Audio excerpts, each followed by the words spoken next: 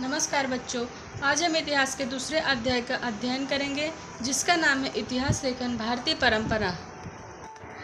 बच्चों, पिछले पाठ में हमने इतिहास लेखन की पश्चिमी परंपरा के बारे में अध्ययन किया था।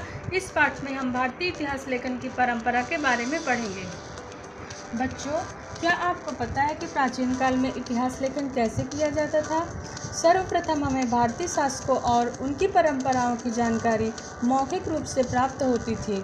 फिर जब हड़प्पा संस्कृति अस्तित्व में आई तब इतिहास लेखन भी अस्तित्व में आया, परंतु आज तक इतिहासकार हड़प्पा संस्कृति में प्राप्त लिपि का अध्ययन नहीं कर पाए हैं।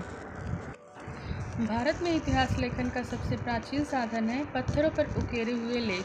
ये लेख विभिन्न लिपियों में लिखे गए हैं।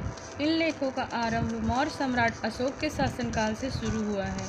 इसके पश्चात सिक्कों, मूर्तियों, शिल्प, ताम्रपट आदि पर उकेरे लेख पाए जाने लगे, जिनसे संबंधित हमें उस काल के राजाओं की जानकारी, उनकी वंशावली, राज्य का विस्तार, राज्य से संबंधित महत्वपूर्ण राजनीतिक व प्राकृतिक घटनाओं की जानकारी प्राप्त होती है।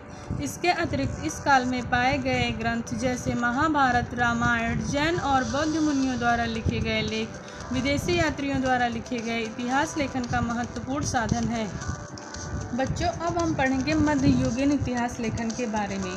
मध्य युग में अनेक ऐतिहासिक ग्रंथ लिखे गए जिनमें हमें उस युग की राजनीतिक घटनाओं की जानकारी प्राप्त होती है। मध्य युग में भारत में मुगल शासकों का राज्य था और इन मुगल शासकों के दरबार में इतिहासकार हुआ करते थे, जो उस काल के शासक के काल के बारे में ग्रंथ में विस्तृत रूप से लिखा करते थे।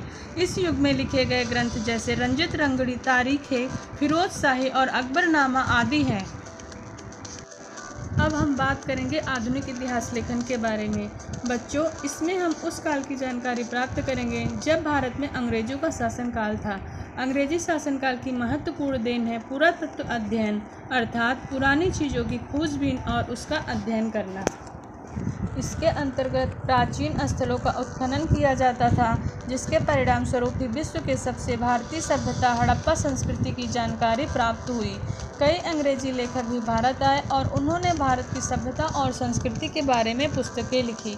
इस कालखंड में मराठा साम्राज्य का इतिहास महत्वपूर्ण रहा, जिसके बारे में उन्होंने द हिस्ट्री ऑफ मराठा ग्रंथ में लिखा है। धन्यवाद बच्चों। अगले वीडियो में हम भारतीय इतिहास लेखन के सैद्धांतिक प्रणाली के बारे में जानकारी लेंगे।